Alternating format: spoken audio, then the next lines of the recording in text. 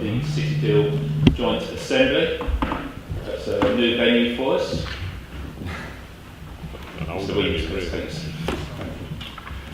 Okay. Agenda item 1, apologies for absence. Greg? No, thank you very much. Agenda item 2, minutes of the previous meeting. You have them in your poster. Is everyone okay for me to sign them as a true record? Thank you very much.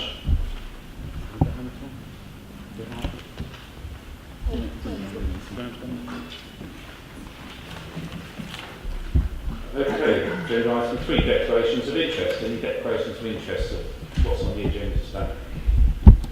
None. If you do find any to go through, please let me know. Agenda item 4, questions by members of the public.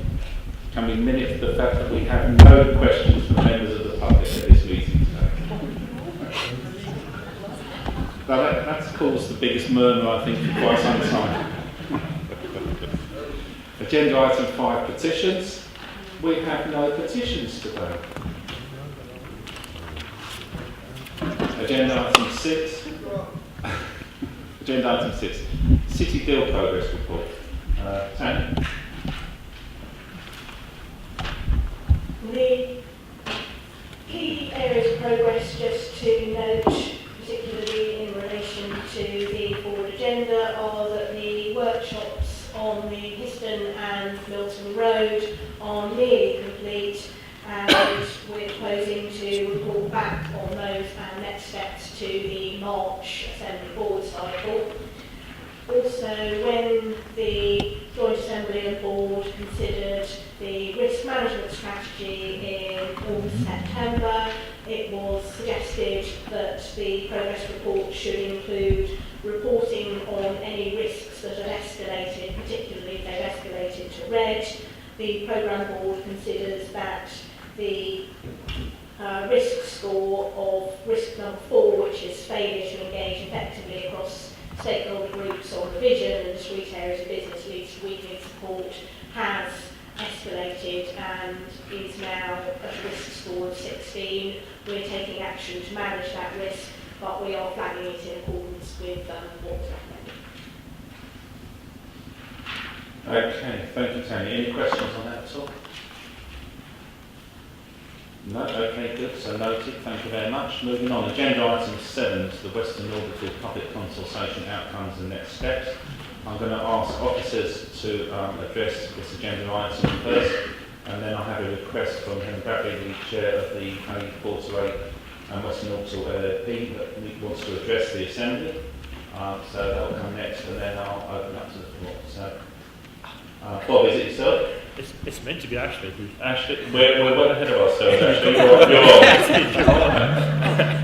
on. Would you like us to take it away? Yeah. Sorry, I thought it was down the agenda, sorry. No, you're on. It is. You don't sit here. Right, okay. Are you ready? We weren't expecting to get here this quickly.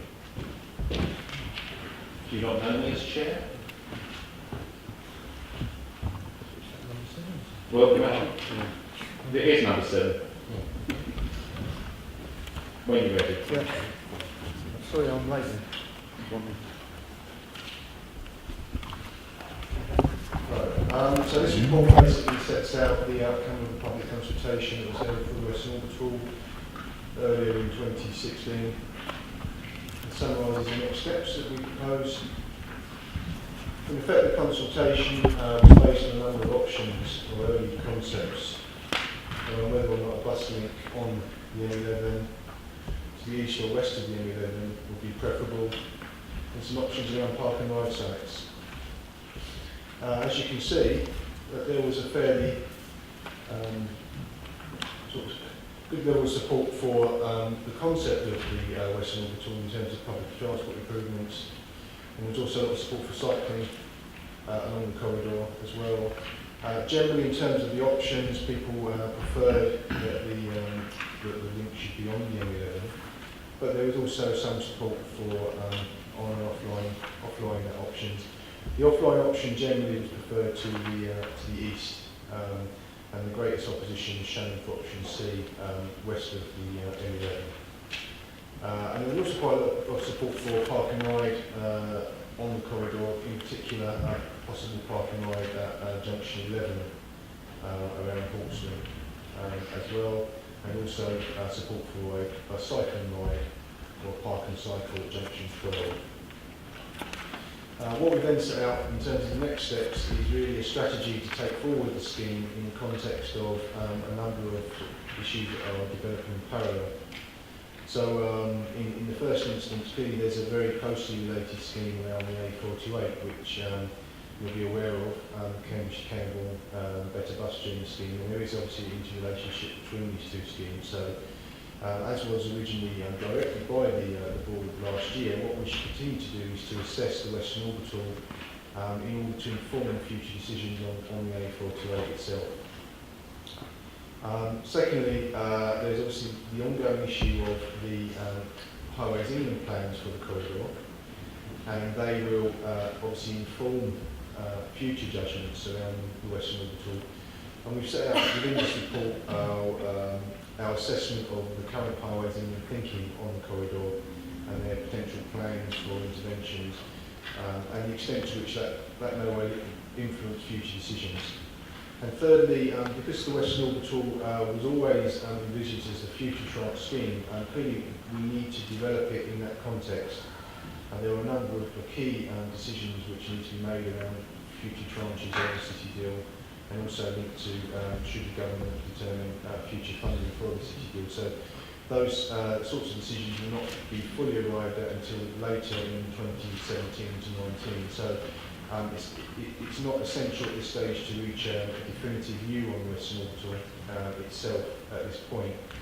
We are obviously aware of there's a requirement to look at short-term interventions around junction 11 of the M11, and we do discuss that in the next agenda item.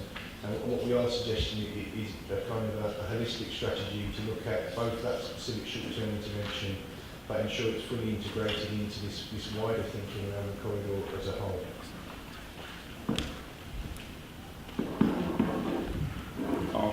No, it doesn't work. Sorry. How's that? No? Yes? Okay. Let's get really close to this one. Looks like I'm eating it. Okay, I've got a question on Highways England, but I'll save that until after I'm going to invite Helen Bradbury to speak to the Assembly. Given the Western Orbital report published last week does not recommend any preferred options, we decided not to rush a meeting and debate and respond to it before the Joint Assembly meeting. And that's one point I'd like to make. I just don't think a week is generally enough between the reports being made and coming here and having to give a considered view. So I would really like that could be perhaps 2 weeks in future. Instead, we're going to meet anyway on the 17th of January, and a full statement of our discussions will follow immediately. And I will ask that the recommendations are given due consideration in shaping the preferred options. In the meantime, the LLF would like to raise the following points which have been discussed at previous LLF meetings. So the LLF can see the benefits of the on-road Western Orbital with bus-only slip lanes in linking the North West and West Cambridge sites to the biomedical campus. However, members do not believe sufficient evidence has been provided on projected usage and the commercial viability to justify the expense and environmental impact of an off-road solution, especially in the light of recent national evidence of reducing numbers of bus users. Secondly, members could support the idea of extending the current park and ride at Trumpington to capture more motorway traffic. Thirdly, members do not support siting a new park and ride at Hawkeston on the west side of the M11. Instead, we favour bringing forward into Tranche 1 an extended Foxton level crossing interchange project which could accommodate bus, rail and cycle users as part of the existing plans. We believe this to be a better location for people to transfer onto sustainable modes of transport, as it will capture traffic before the congestion begins on the A10, and would also link with the main line railway station. This is certainly worth considering afresh, given the recent NIC recommendation to fund the Oxford-Cambridge Railway, with work needed between Foxton and Sandy, and the projected significant increase in rail provision through Foxton. Fourth, the idea that park and ride locations should be sited further from the city has been consistently made by the local liaison forum. It also relates, of course, to Scotland Farm on the A428. The advantages of both locations are similar, namely that traffic can be intercepted before congestion occurs. We think you make it worse if you put it where the congestion begins or after the congestion has begun. They are located nearer the villages that they serve, and they better connect with other infrastructure. Finally, the question of how the Western Orbital will itself connect with the Camborne to Cambridge busway remains unclear. Since Highways England would not allow, apparently, a new off-road bridge to have a slip road, it being too close to the current junction 13 one, the off-road buses would presumably have to double back to the current slip road on Madingley Road to get onto the Western Orbital, were it online. An on-road Camborne to Cambridge busway would connect directly, and this is one of the reasons why the LLF would like a full assessment made of A428 Camborne to Cambridge options that make better use of existing infrastructure. So that's what I'd say about the Western Orbital. But the other recommendation I want to make, is that the LLF would like to make, is that the hybrid scheme it proposed to the Joint Assembly in September, one that makes better use of existing infrastructure, be fully assessed as an alternative to option 3/3A. And the reasons why we want that is because we don't feel that a valid segregated or partially segregated option that makes better use of existing infrastructure has ever been assessed. An option that does all of this, and of course does not require a new bridge, could cost up to £100 million less. We think key information on potential alternatives was misrepresented or not disclosed. And crucially, recently, new information on the Junction 13 bridge, had it been known earlier, could well have had a material effect on the options that were chosen for assessment, and we feel the ultimate decision made. Because using current infrastructure would, for one thing, allow more logical interconnection with the Western Orbital scheme. Do you want me to go on? Yes, please.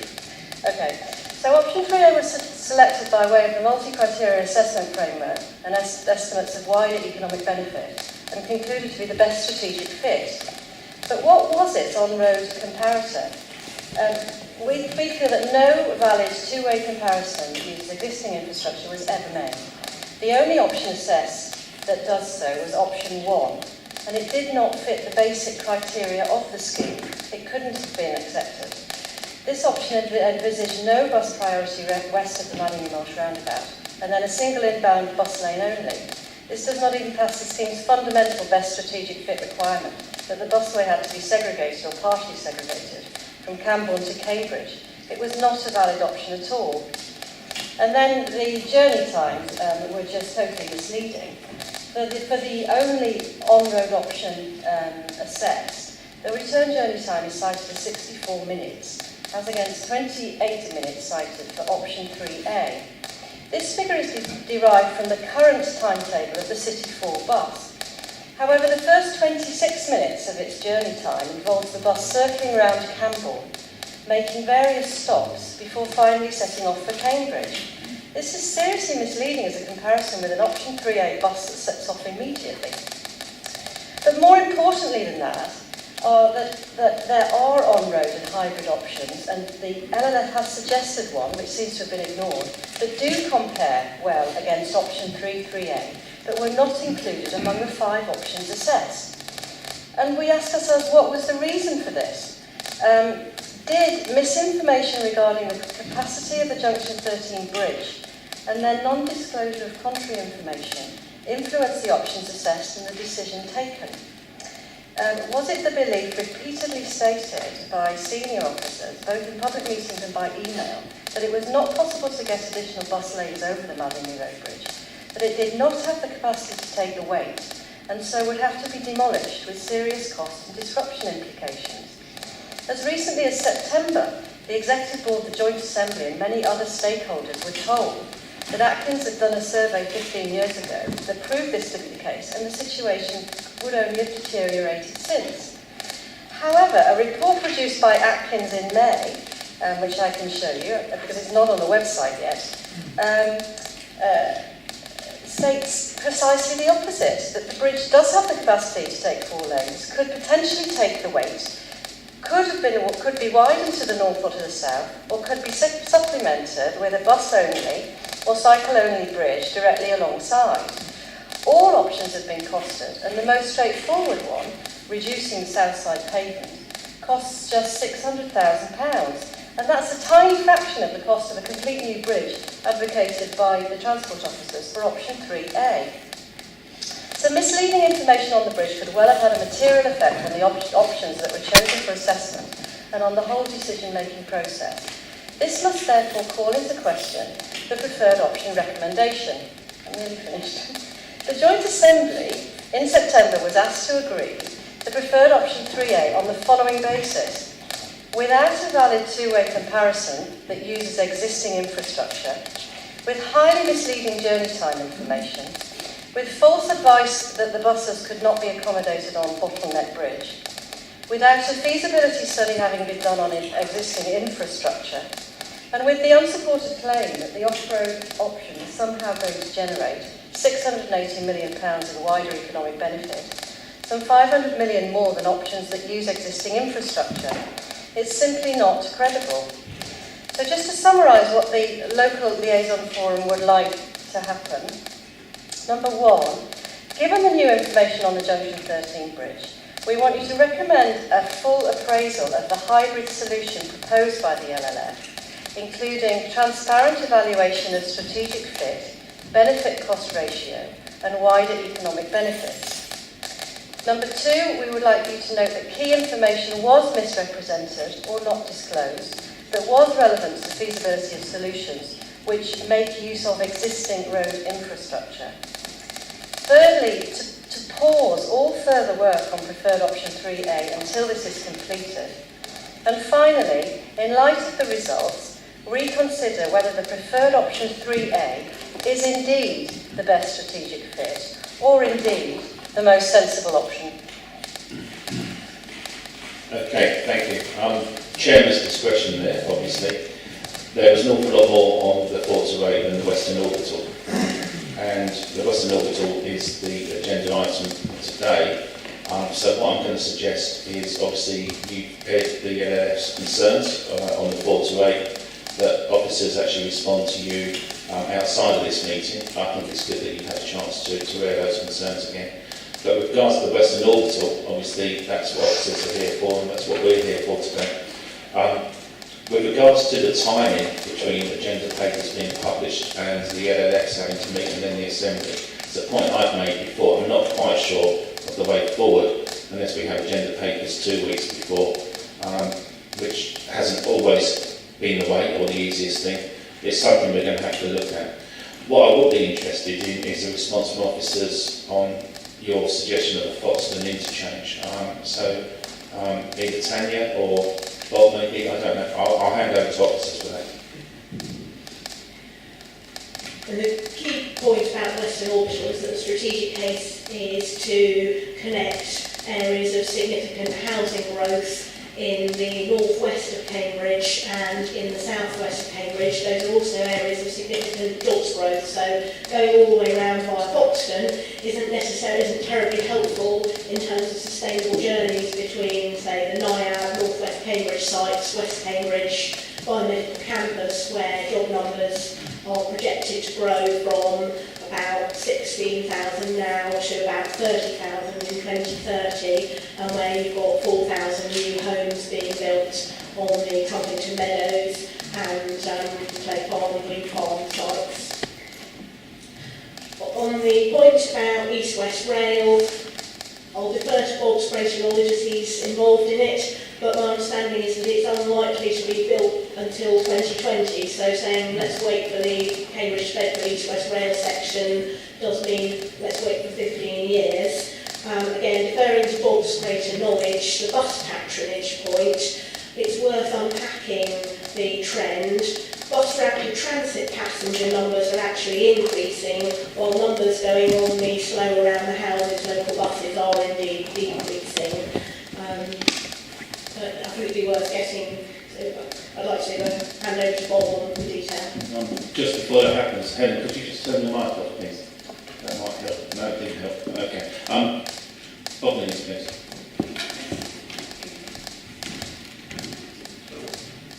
Big one in the middle. Big one. Can everyone hear me? Yeah. Yeah. I think it's a case in terms of rail-based park and ride versus a park and ride auction. It's not a case of either or. Mike will be presenting a paper later on tranche 2. We're not talking about specific schemes yet, but in terms of the type of schemes we may be bringing forward, working with the rail industry to bring forward more parking at railway stations, be it Foxton or other stations may well form part of that, subject to its evaluation. So I think it's a case of, similar to what Tanya said, there's a lot of different passenger flows to be catered for. In this case of either or. In terms of East-West Rail, very good news last week on the announcement of 10 million to take the development route forward. There was an announcement earlier this year that it would be a route from Bedford via Sandy to Cambridge. The work that's ongoing at the moment is looking at what routes within that very, very broad corridor, I'll dare to use that word, might be taken, and that's all around how you get in and out of Bedford, how you cross the East Coast Main Line with Sandy, how you get in and out of Cambridge. So we're some way off knowing where the route would go. That should be an announcement on that next year. But even then, we're talking about a 5-year period to develop the design for all the environmental work, a 5-year period for statutory processes going through public inquiry, compulsory purchase, etc. So we wouldn't be putting a spade in the ground for 10 years, it's probably 5 years to build it. So we're looking at around early 2030s rather than 2020s to actually see East-West Rail on the ground. There's also discussions going on in Network Rail about Foxton level crossing. 3 years ago, we thought they were actually going to fund a bridge there. They've now decided to spend that money elsewhere, so those discussions continue. Don't think I can add any more than that on that point.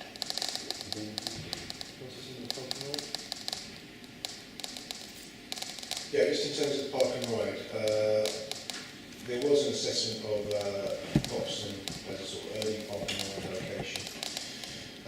One of the reasons why it wasn't seen as being optional was obviously the fact that it's an long way from the city where people are going.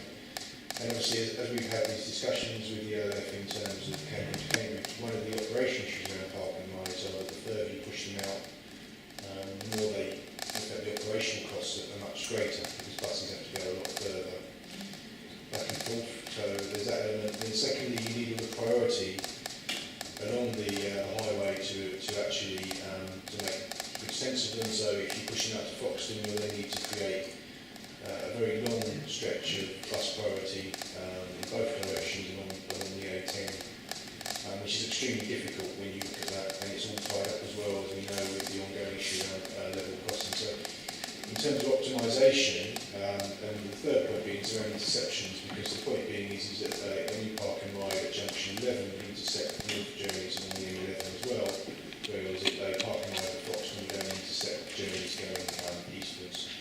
Whereas, so you're not getting maximum utilisation of the asset in terms of journey benefits. I just wanted to add that point. Okay, thank you. Councillors Leek and Smith, you both indicated you wanted to speak. I haven't actually opened it up to the Assembly yet. Are your questions related to specifically asking the Chair of the LLF a question? Not quite, Chairman, but it's relevant to that. Well, and it is this point, and decide when you want to take it. You have asked that the Chairman of the LLF should be given a briefing note from Mr. Mingus. Could I ask that all members of the Assembly should also be included in that mailing, please? Absolutely automatic as far as I'm concerned, but thank you for pointing that out. Councillor Smith, is this a specific question to the Chair of the LLF? I wanted to talk about the Foxton potential for park and ride. That's fine, we can do that. I'll save it for later. Thank you. Do you want me to go ahead or No, we'll take it in there. Okay, so thank you, Helen, for bringing those concerns. I hope we've answered some of them, but the majority, I think, of your concerns will be answered outside of this meeting, so with regards to the 4 to 8 corridor. Significant new information that actually meant it was valid to say those things today. My discretion was used discretionarily. Thank you. You're welcome.